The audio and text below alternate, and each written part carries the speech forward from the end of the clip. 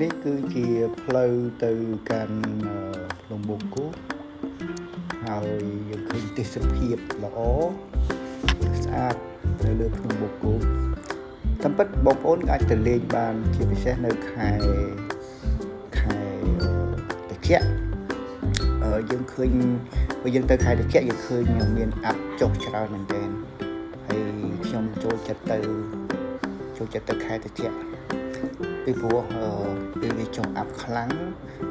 ហើយវាត្រជាក់ស្រួលហ្នឹងហើយបងប្អូនអាចមើលឃើញបដានៅខាងមុខគឺមានអាប់តែប៉ុន្តែរដូវភ្លៀងក៏យើងទៅបានដែរគ្រាន់ថាបើទៅខែភ្លៀងជាពិសេសខែភ្ជុំបិណ្ឌយើងពិបាកបន្តិចនៅពេលដែលវាមានភ្លៀងខ្ញុំទៅនេះគឺនៅក្នុងបុណ្យភ្ជុំបិណ្ឌហើយមានភ្លៀងដែរប៉ុន្តែថ្ងៃទៅហ្នឹងអត់ភ្លៀងវាអត់មានភ្លៀងប៉ុន្តែវាត្រជាក់ល្អហើយចុះអាប់ខ្លាំងមែនទែនចុះអាប់ខ្លាំងមើលទៅទេសភាពជុំវិញ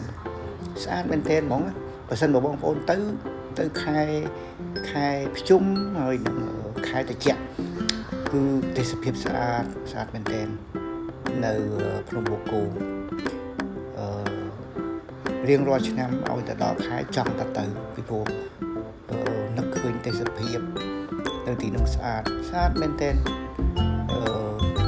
បើសិនបើយើងទៅចំខែភ្លៀង